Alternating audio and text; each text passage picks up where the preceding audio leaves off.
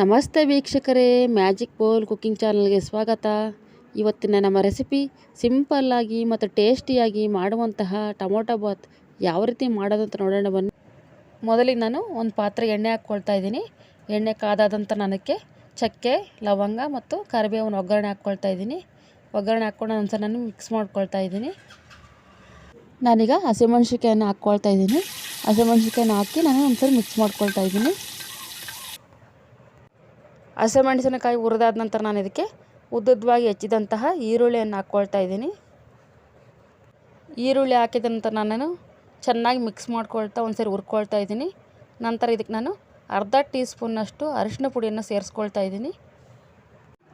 ಅರಿಶಿನ ಪುಡಿ ಹಾಕಿದ ನಂತರ ನನಗೆ ಹಾಗೆಯೇ ಒಂದು ನಿಮಿಷ ನಾನು ಹುರ್ಕೊಂಡಿದ್ದೀನಿ. ನಂತರ ಇದಕ್ಕೆ ನಾನು ಅವರೆಕಾಳನ್ನು ಸೇರಿಸ್ಕೊಳ್ತಾ ಇದ್ದೀನಿ. ಅವರೆಕಾಳು ಬದಲಾಗಿ ನಾವು ಹಸಿ ಬಟಾಣಿಯನ್ನು ಸೇರ್ಕೋಬೋದು, ಇಲ್ಲ ನೆನೆಸಿದ ಬಟಾಣಿ ಇದ್ದರೆ ಸೇರಿಸ್ಕೋಬೋದು. ಈಗ ಅವರೆಕಾಳು ಸೀಸನ್ ಆಗಿರೋದ್ರಿಂದ ನಾನು ಅವರೆಕಾಳನ್ನು ಹಾಕ್ಕೊಳ್ತಾ ಇದ್ದೀನಿ. ಅವರೆಕಾಳನ್ನು ನಾನು ಚೆನ್ನಾಗಿ ಮಿಕ್ಸ್ ಮಾಡಿಕೊಂಡು ಮುಚ್ಚಳವನ್ನು ಹಾಕ್ಕೊಳ್ತಾ ಇದ್ದೀನಿ. ಒಂದು ನಿಮಿಷ ಆಗಿನ ಹಬೆಯಲ್ಲಿ ನಾನು ಬೇಯಿಸ್ಕೊಂಡು ನಂತರ ಓಪನ್ ಮಾಡ್ಕೊಂಡು ಒಂದ್ಸರಿ ಮಿಕ್ಸ್ ಮಾಡ್ಕೊಳ್ತಾ ಇದ್ದೀನಿ. ಈಗ ನಾನು ಟೊಮೊಟೊವನ್ನು ಸೇರಿಸ್ಕೊಳ್ತಾ ಇದ್ದೀನಿ. ಟೊಮೊಟೊ ಹಾಕಿದ ನಂತರ ನಾನು ಒಂದ್ಸರಿ ಚೆನ್ನಾಗಿ ಮಿಕ್ಸ್ ಮಾಡ್ಕೊಳ್ತಾ ಇದ್ದೀನಿ. ಮಿಕ್ಸ್ ಮಾಡ್ಕೊಂಡು ನಂತರ ನಾನು ಮುಚ್ಚಳವನ್ನು ಹಾಕ್ಕೊಳ್ತಾ ಇದ್ದೀನಿ. ಒಂದೆರಡು ನಿಮಿಷ ಹಾಗೆ ಬೇಯಲ್ಲಿ ಬಿಡ್ತಾ ಇದ್ದೀನಿ. 2 ನಿಮಿಷ ಆದ ನಂತರ ನಾನು ಈಗ ಒಂದ್ಸರಿ ಮುಚ್ಚಳವನ್ನು ತೆಗೆದುಬಿಟ್ಟು ಚೆನ್ನಾಗಿ ಮಿಕ್ಸ್ ಮಾಡ್ಕೊಳ್ತಾ ಇದ್ದೀನಿ. ಮಿಕ್ಸ್ ಆದ ನಂತರ ನಾನು ಇದಕ್ಕೆ ಉಪ್ಪನ್ನು ಸೇರಿಸ್ಕೊಳ್ತಾ ಇದ್ದೀನಿ. ಉಪ್ಪನ್ನು ಹಾಕ್ಕೊಂಡು ಚೆನ್ನಾಗಿ ಮಿಕ್ಸ್ ಮಾಡ್ಕೊಳ್ತಾ ಇದ್ದೀನಿ. ನಾನೀಗ ಚೆನ್ನಾಗಿ ಮಿಕ್ಸ್ ಮಾಡ್ಕೊಳ್ತಾ ಹುರ್ಕೊಂಡಾದ ನಂತರ ನನಗೆ 1 ಸ್ಪೂನ್ನಷ್ಟು ಖಾರದ ಪುಡಿಯನ್ನು ಹಾಕ್ಕೊಳ್ತಾ ಇದ್ದೀನಿ.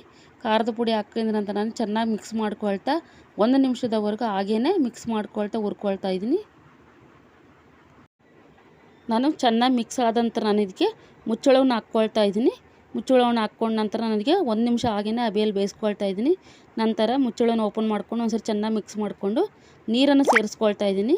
ನಾನಿಲ್ಲಿ 1 ಲೋಟ ಅಕ್ಕಿಗೆ 2 ಲೋಟ ನೀರಿನಂತೆ ಅಳತೆಯನ್ನು ಹಾಕ್ಕೊಂಡಿದ್ದೀನಿ. ನಾನು 2 ಲೋಟ ಅಕ್ಕಿ ಇಟ್ಕೊಂಡಿದ್ದೀನಿ, ಹಾಗಾಗಿ 4 ಲೋಟ ನೀರನ್ನು ಸೇರಿಸ್ಕೊಂಡಿದ್ದೀನಿ. ನೀರು ಹಾಕಿದ ನಂತರ ನಾನು ಮುಚ್ಚಳವನ್ನು ಹಾಕ್ಕೊಂಡಿದ್ದೀನಿ. ನೀರು ಚೆನ್ನಾಗಿ ಕುದಿಯಲು ಸ್ಟಾರ್ಟ್ ಆದಮೇಲೆ ನಾನೀಗ ಅಕ್ಕಿಯನ್ನು ಸೇರಿಸ್ಕೊಳ್ತಾ ಇದ್ದೀನಿ. ಅಕ್ಕಿಯನ್ನು ಸೇರಿಸ್ಕೊಂಡ ನಂತರ ನಾನು ಒಂದ್ಸರಿ ಚೆನ್ನಾಗಿ ಮಿಕ್ಸ್ ಮಾಡ್ಕೊಳ್ತಾ ಇದ್ದೀನಿ.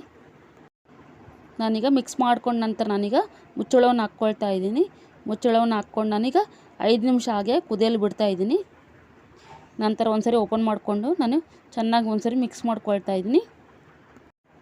ಮಿಕ್ಸ್ ಮಾಡ್ಕೊಂಡ ನಂತರ ನಾನೀಗ ಮತ್ತೆ ಮುಚ್ಚಳವನ್ನು ಹಾಕ್ಕೊಳ್ತಾ ಇದ್ದೀನಿ.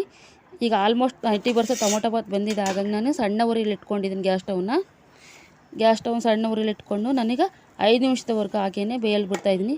ಈಗ ಟೊಮೊಟೊ ಬಾತ್ ರೆಡಿಯಾಗಿದೆ. ಈ ರೀತಿ ಸಿಂಪಲ್ಲಾದ ಟೊಮೊಟೊ ಬಾತ್ ನೀವು ಟ್ರೈ ಮಾಡಿ. ಯಾವ ರೀತಿ ಬಂತ ಕಮೆಂಟ್ಸಲ್ಲಿ ಶಿಕ್ಷೆ. ಮತ್ತೆ ಮುಂದಿನ ವಿಡಿಯೋದಲ್ಲಿ ಭೇಟಿಯಾಗೋಣ. ಓಕೆ, ಟೇಕ್ ಕೇರ್, ಬಾಯ್ ಬಾಯ್.